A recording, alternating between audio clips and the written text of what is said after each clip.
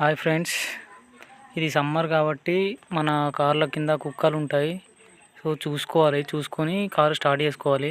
మనం అనుకుంటాం స్టార్ట్ చేయగానే అవి సౌండ్కి వెళ్ళిపోతాయని.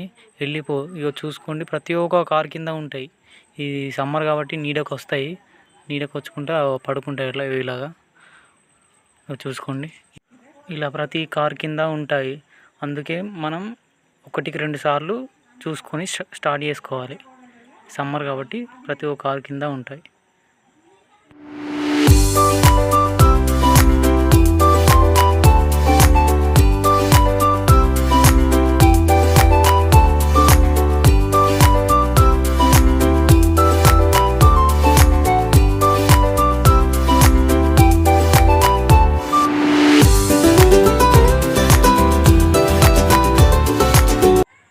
If you like this video, please subscribe my channel Srinath Creations.